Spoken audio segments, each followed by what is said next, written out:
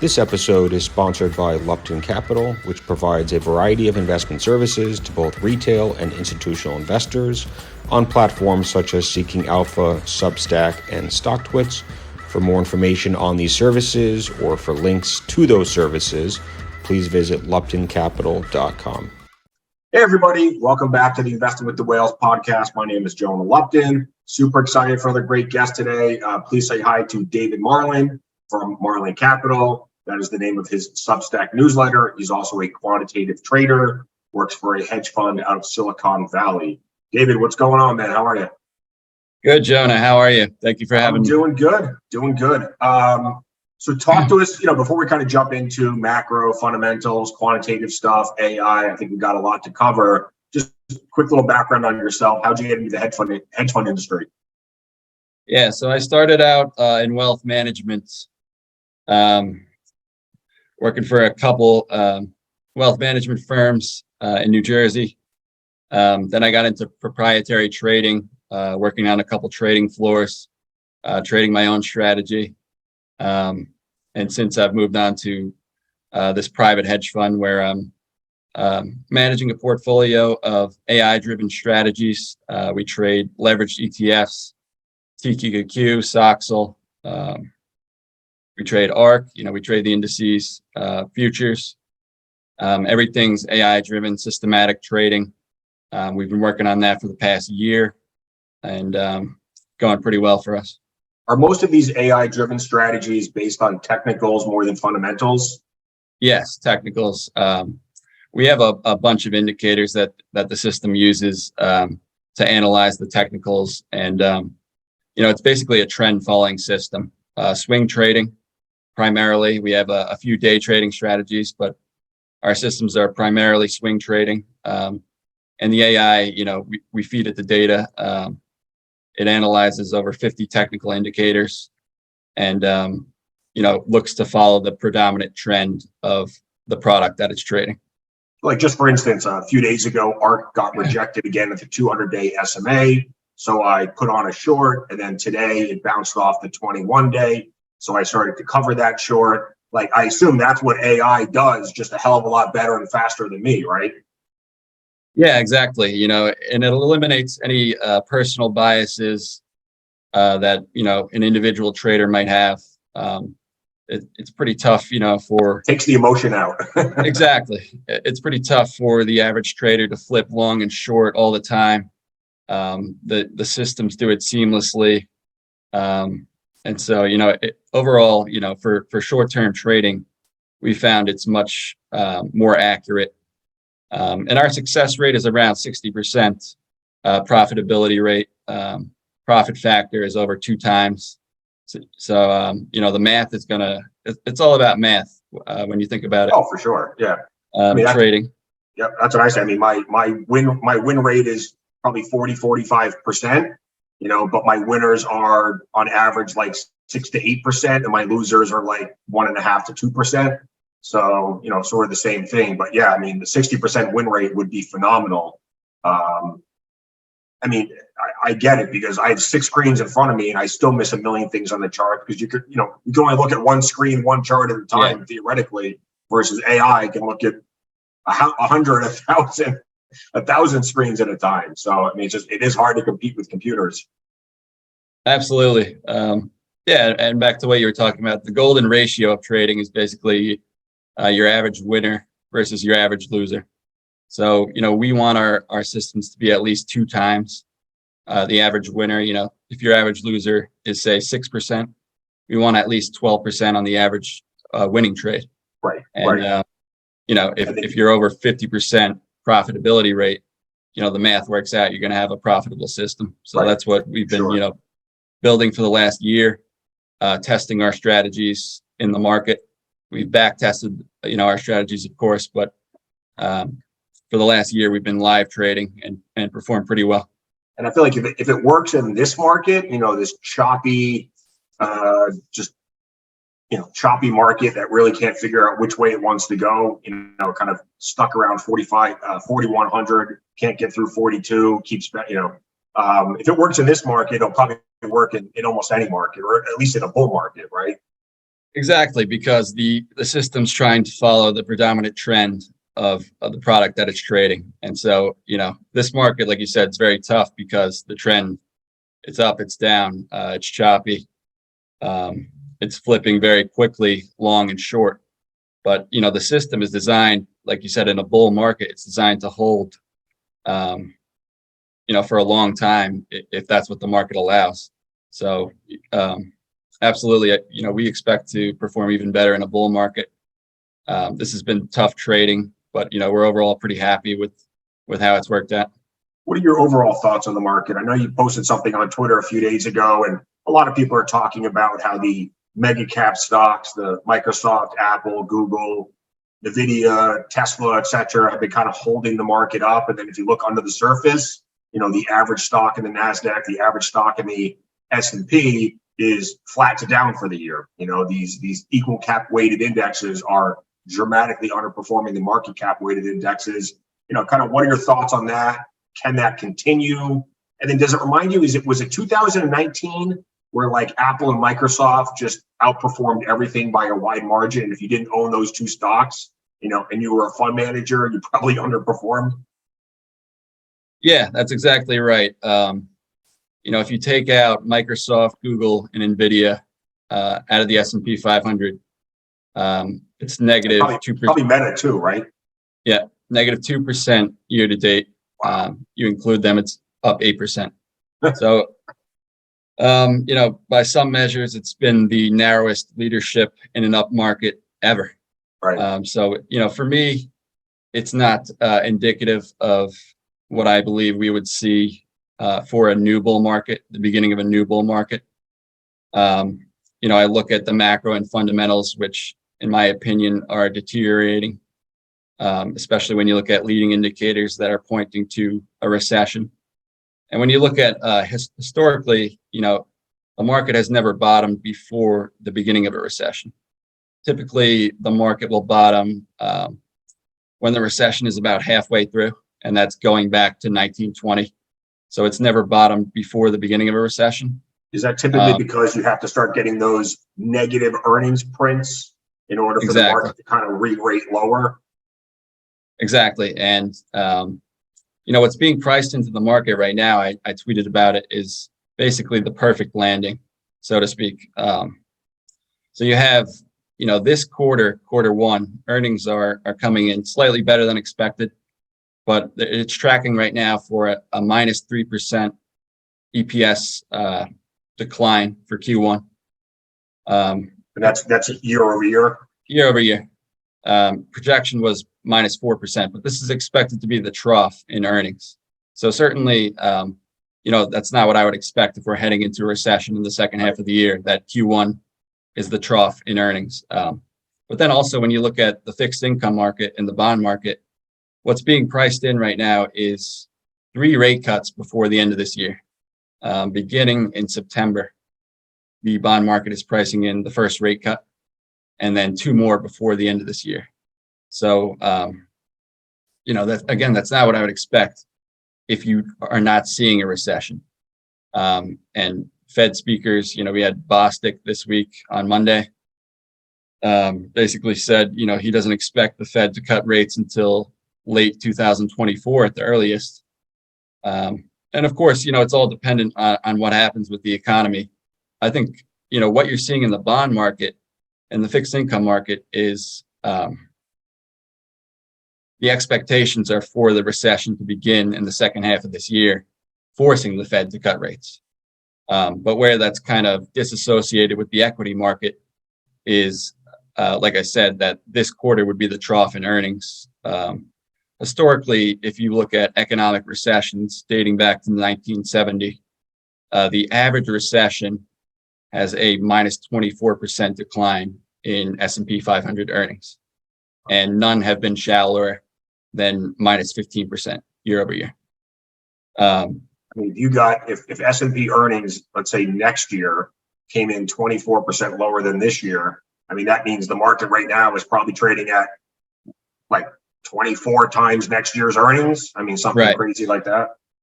And, as it is, the market is above 18 times forward PE.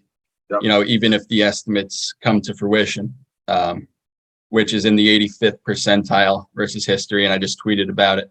If you take out the dot-com bubble and the COVID bubble, which, easy monetary policy allowed valuations to expand the way they did. If you take out that, basically we're at pre-COVID peak highs in the S&P PE, basically all-time high. What's consensus right now for this year S&P earnings? Is it like 220? Around 220, 225. But there's a lot of there's a wide spread, basically, depending on who you ask. I've seen everything from like 190 to 230, and then for next year, I've seen everything from 195 to 250. Exactly. So Morgan Stanley's, I think, under 200. Yep. So there's a wide spread, based off who you ask. And I'm sure I think Tom Lee's probably at like 300 for next year. That's indicative of the type of market we're in. I think there's low conviction on both sides. You coming into this year, sentiment was very bearish. A lot of people were expecting, we had just come off the worst year for the market since 2008. A lot of people were expecting that to continue into the first half of this year. Obviously, the market has rallied, the market has stabilized. Investors are trying to front run the Fed pause, so to speak. That's helped sentiment. Like I said, earnings have come in slightly better than expected for Q1. And the economic data has not deteriorated the way a lot of people expected. Unemployment continues to go down. But that's a lagging indicator. If you look at the leading indicators, they're all pretty negative. They're in recessionary territory right now. Right. Consumer sentiment is moving lower. If CPI, and this is kind of my take for the last 6 months, headline CPI will be under 3% by end of summer, which means when we get to that September FOMC meeting, Fed funds rate is more than 200 basis points above where headline CPI is. And I know there's core and PPI and PCE. I mean, there's other indicators as well, but 200 basis point spread between headline CPI and Fed funds. I can't believe that's enough to get the FOMC to cut rates. They'd probably have to see a major deterioration in the labor market, more bank failures, something else, right? Yeah, I agree. I think the main thing is the labor market that they're going to watch. And when you get a spike in unemployment, a spike in jobless claims is where the Fed's going to be forced to, I think, start cutting rates. But before then, and I think, again, you look at the fixed income market pricing in 3 rate cuts before year end. To me, that's basically bond, market investors saying we expect the recession to begin and the Fed being forced to cut rates. Not that inflation will just return to 2% without any recession or, any major drop in earnings. So about a week ago, and I posted this morning on Twitter, I think it was a week ago, the probability of no Fed rate hike at the next meeting was like 96 to 99%. And then today it's down to 75%.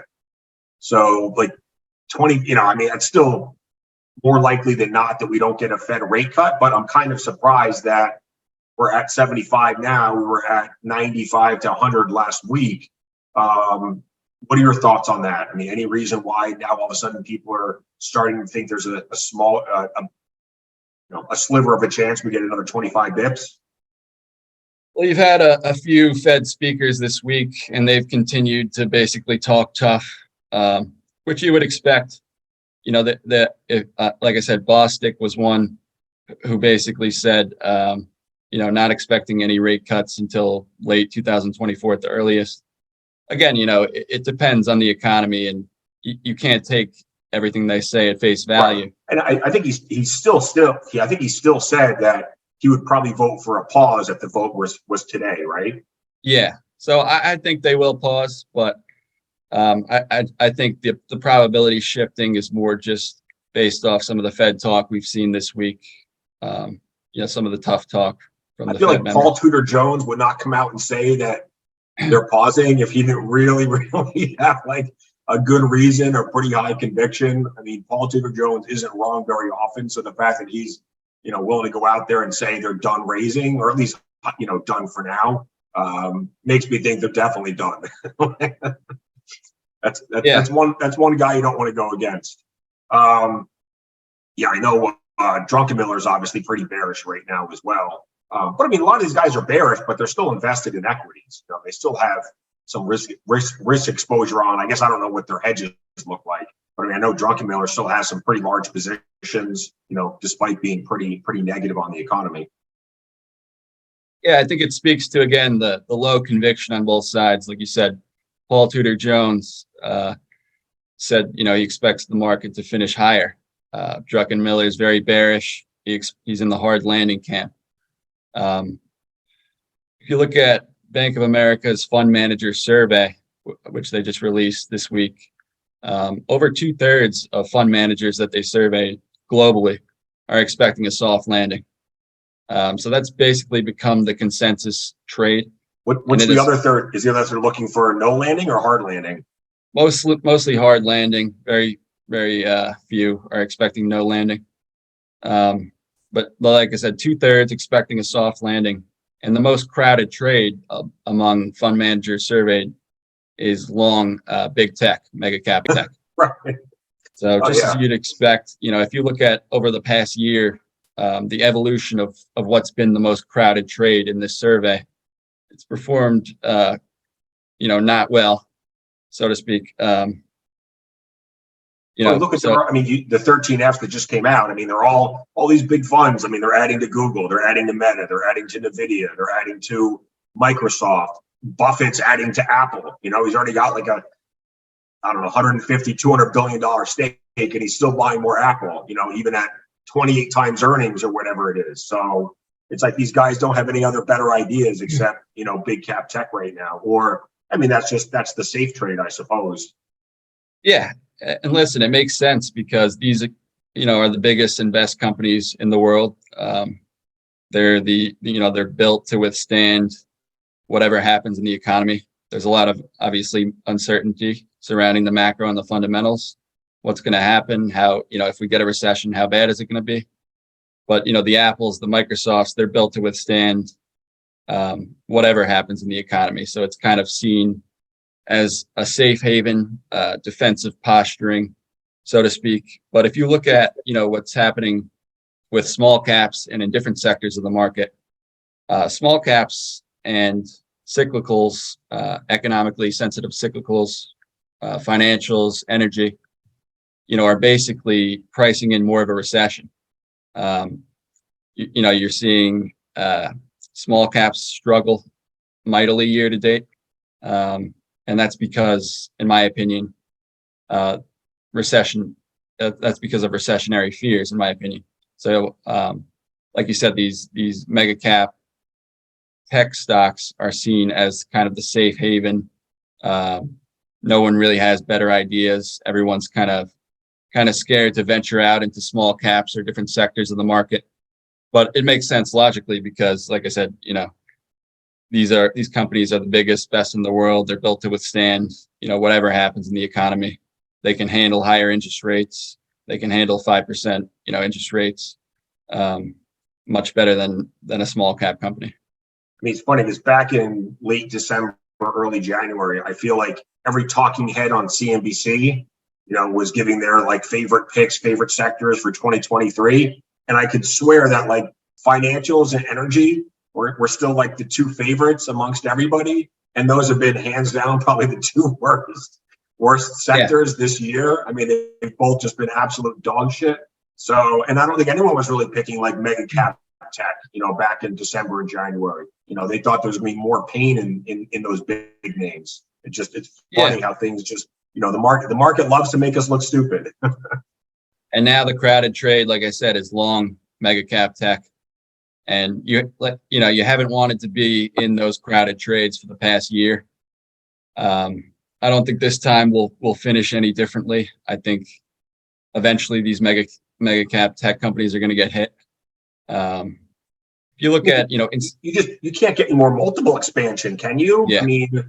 I mean, I guess you always can, but it just, when Meta, Nvidia, they're up 100% off the lows. Apple's up 25, 30% year to date. Like, it's just hard to believe there's much more multiple expansion left. Exactly. You're going to have to, especially, some people are saying this is a new bull market. And I think it's dependent, of course, on the economy. Like I said, historically, if we're heading into a recession, then historically it is very unlikely, or even it would be the first time ever that the market's bottomed as we're heading into a recession before, the beginning of a recession. But like I said, Q1 earnings slightly better than expected. This is expected, if you look at consensus, this is expected to be the trough in earnings. So if that comes to fruition, absolutely we could have a new bull market. But I'm in the hard landing camp. I'm looking at the leading indicators. The leading economic index just fell 4% over a 6-month period, fell 4% in March, just triggered. And that's been a recessionary indicator that's triggered in the past 9 recessions, preceded the past 9 recessions, and usually leads the economic cycle by around 10, 11 months. So, that would point to a recession towards the end of this year. And then in that scenario, when would the trough in earnings be? Well, it's hard to say, how long the recession would last or how severe it would be. But in my opinion, it would probably be, if we're heading into recession in the second half of this year, it would probably be Q4 of this year. Would be the trough. Okay. And you think in a hard landing scenario, the market corrects down to where it tests those October lows? I think at least testing October lows, my price target has been 3,000, around 3,000. Because if you look at, like I said, historically, EPS has declined around 15 to 20% on average in recessions. None shallower since 1970 and 15%. So that would take us below 200 in earnings over the next 12 months. And then if you look at historical multiples of where major bear markets have bottomed throughout history, you're looking at a sub 14 PE ratio. And so that would take us, to 3,000 or even below, just in a normal recession, a normal recessionary scenario. More severe would be, over 20% earnings contraction, put a 12 times, 13 times multiple on that, and you're below 3,000. Right now, unemployment rate is, I think, 3.4%, which is obviously historic low. I feel like, I've been doing this for 20 years, and I feel like I'm trying to think like what unemployment, what unemployment got up to in the pandemic is kind of, you kind of have to throw that out because that was such a black swan event. I'm just thinking like great, the GFC, what did unemployment get up to then? Did it get up to double digits? I believe so. Yeah, definitely above 8%. Okay. It's hard to imagine that we go back to 8% unemployment, if we're starting at 3.4. It's hard to imagine, absolutely, because of how strong the labor market is right now. But you are starting to see some cracks even in the labor market. Jobless claims in job openings in Q1 declined the most year over year since 2001. And then if you look at New York, which means that companies aren't really firing anybody yet right now. They're just not hiring anybody. Yeah, exactly. And if New York, California, and Massachusetts, the tech heavy and banking heavy states have seen a significantly higher spike in jobless claims than the rest of the country. And historically, it's pretty correlated. These states probably are leading the rest of the country. When you see jobless claims start to spike in the tech and banking sectors, you're probably going to get a spillover effect into the rest of the labor market. So you are seeing. If you see job openings, that number shrinking, then that probably means we're going to start to get some smaller payroll numbers. Yeah, most likely. And, most likely inflation is becoming less of a problem. Companies are mentioning it less on earnings calls. But I think, historically, we've never seen an inflation spike above 6% without a recession occurring afterwards. And that's because, the Fed has to typically raise rates to above the CPI rate. And we've never actually seen the Fed raise rates this much, 500 basis points without a recession occurring. So it's basically been throughout history, this level of monetary tightening has been predecessor for a recession in the future. Do you think we'll see any more bank failures? That's a good question. I'm not sure. It's a good question, but I think it's at this point it looks to be mostly contained. But what you're seeing is obviously the Fed stepped in with that QE, not QE in March, and I think if you see any more bank failures, it's going to possibly have a spillover effect into the rest of the economy. Right now, it seems to be contained within just regional banks, smaller regional banks that we're not handling their risk correctly. But some of those regional banks also have a lot of exposure to commercial real estate, and I don't think anyone really knows how that's going to play out yet. Yeah, that's another potential black swan, commercial real estate. Definitely another potential black swan that could emerge in the second half of the year. So there are a lot of risks. I think the risk reward, if you look at equities at this valuation, over 18 times PE is quite poor. Especially if you look at historically where we are with the leading indicators, the inverted yield curve has preceded the last 8 recessions. And, this time we had a very severe inversion of the yield curve, most severe in the last 40 years. That was over 100 basis points at one point, right? And the yield curve has started to steepen now, which historically you will see before a recession begins. You will see the yield curve steepen. Actually, it has been a pretty good indicator of a market bottom when the yield curve is inverted and uninverts. That has preceded the past 7 bear market bottoms. Actually, the yield curve will uninvert in anticipation of the recession. That's typically because short-term rates are coming down because the Fed's cutting. Right. The bond market's getting ahead of the Fed cutting rates, and you're starting to see that now. The yield curve still, it's off its lows, but still inverted. And historically, if you look at when the yield curve is inverted, but prior to a recession beginning, which is the situation that we're in now, it's not atypical to see the type of market behavior that we've seen, sort of choppy market behavior, not a major drawdown until the recession begins. Historically, 2/3, if you go back to 1920, the last 100 years, 2/3 of the bear market drawdown occurs after the recession begins. And typically, the Fed will cut rates before the market bottoms. That's occurred in also each of the past 8 bear market bottoms. Historically, the Fed has cut rates and the market has bottomed 11 to 14 months after the first rate cuts. So 12 months from now, so May of 2024, SPX today, I don't know, I think it's still over 4,100. You think in 12 months from now, SPX is below 4,100? That's tough to say. I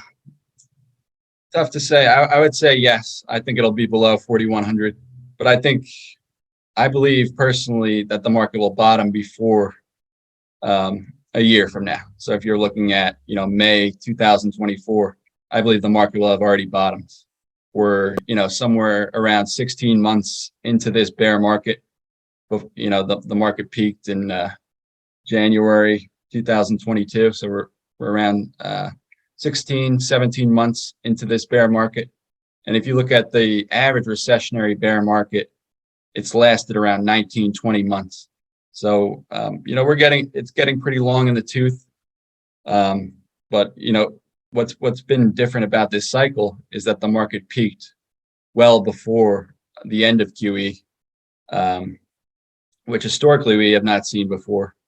And now, the question is, will this time also be different on the downside, or when the market is bottoming, will we peak before the end of QT, or will we bottom before the end of QT? Will we bottom before even the Fed cuts rates? Historically, we have not seen that. Like I said, in each of the last 8 bear market bottoms, the Fed has cut rates before the market bottom. So I think I saw a statistic on Twitter last week, I believe it was, where hedge funds are positioned as bearish as they've been. It might have been since the pandemic, March and April of 2020. But if you take that out, I think it's since 2008, maybe. I hope I'm getting that correct. So, some of those funds have been offsides this year. Now, granted, indexes are up, but the average stock is basically flat for the year, right? If you look at RSP or triple Q's E, the average stock hasn't done much, but a lot of these fund managers are still benchmarked against SPY and QQQ. So, when they send out their quarterly performance numbers, it looks like they're underperforming, even though they're only underperforming against the 5 largest stocks in the country. Right. Unless, obviously if they own those stocks, it's a different story. But at what point, so they always say like the pain trade is higher.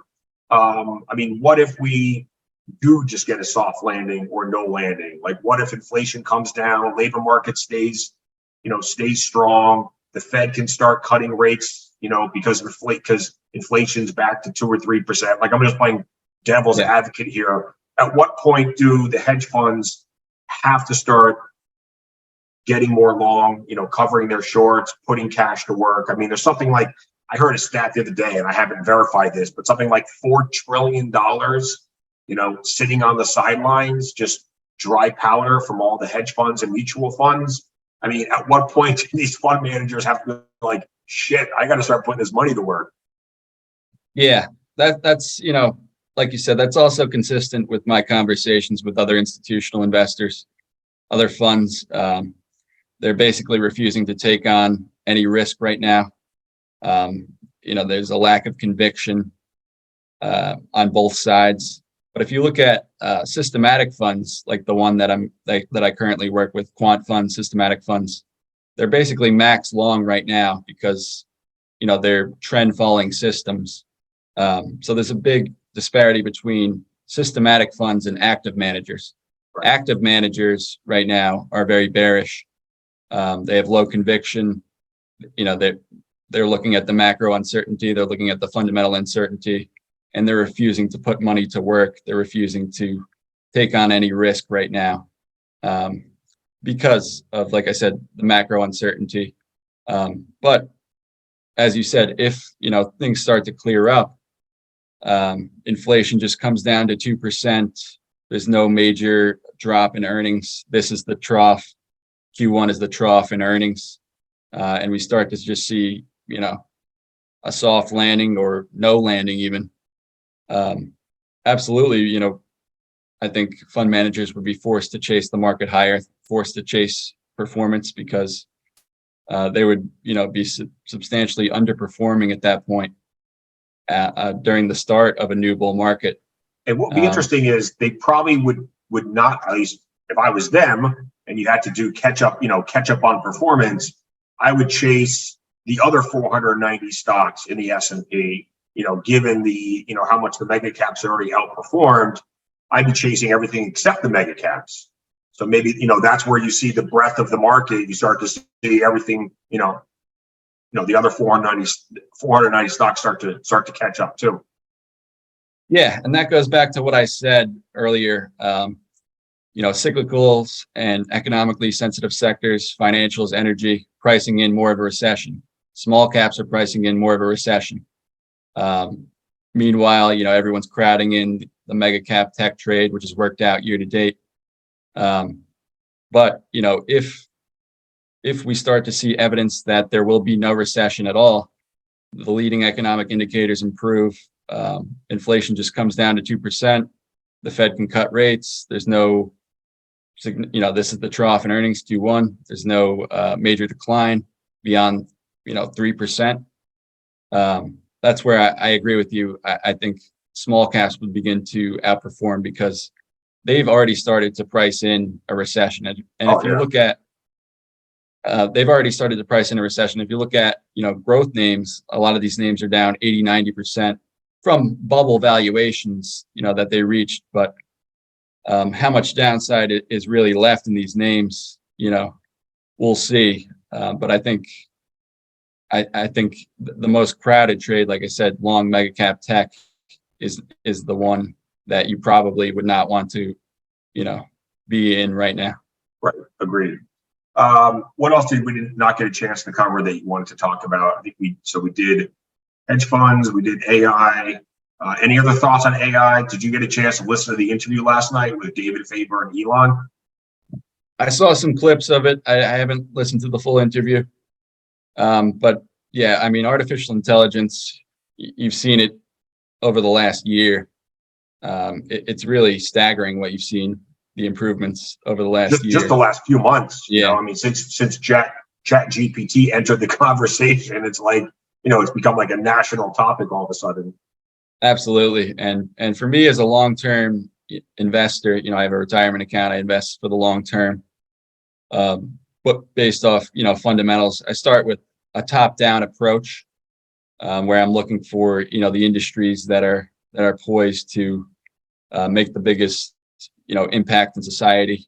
The biggest growth industries. Artificial intelligence is number one on my list. The way it's going to change things over the next few years, we can't even comprehend, I think, at this point.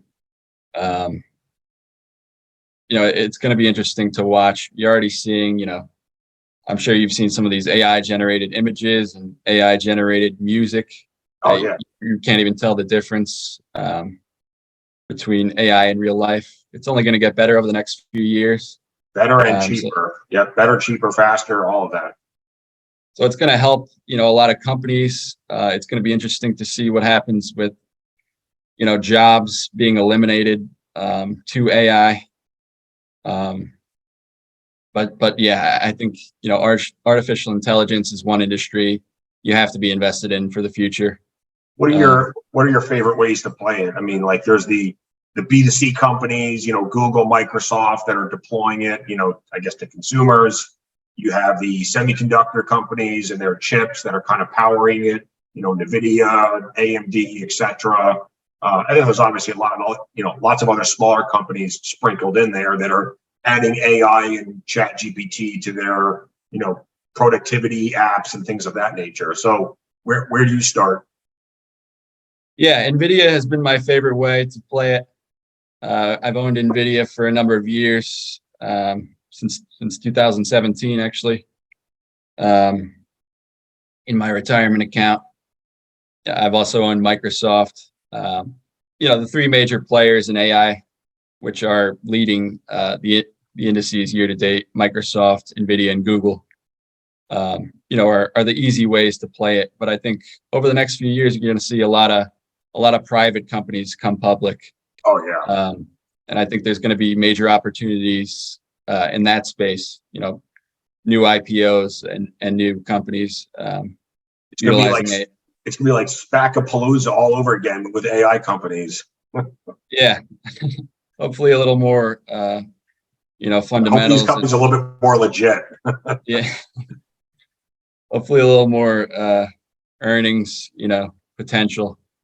than what we saw in the SPAC bubble. I don't know about that. You're going to see some AI companies coming public at like 50 times revenue, probably. Oh yeah, definitely. If you look at AI, I think it's similar to even the internet starting out in the late 90s, where it's really going to change society. It's going to change the world over the next 5, 10, 20 years. But we can't even comprehend really how. We can't, people are making bets on these things, but it's very difficult to predict.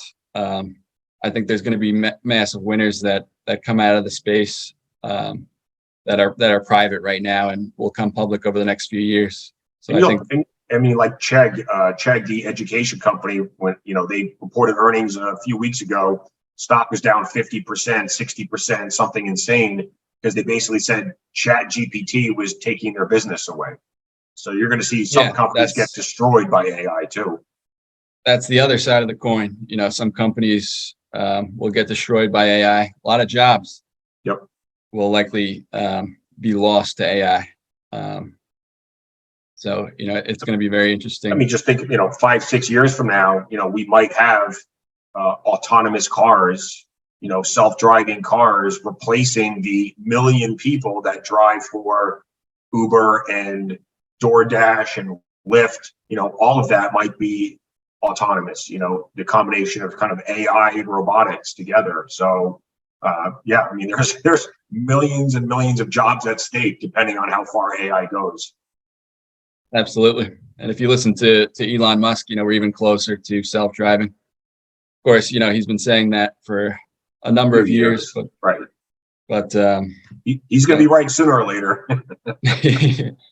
I mean, just the regulation. It's one thing to have FSD or self-driving actually working. It's another thing to get the regulators on board. In every single state. I mean, that's probably a 2, 3, 4 year process just by itself. Yeah, absolutely. Yeah. Anything else? Where's a good place to find you online? I know you spend some time on Twitter, right?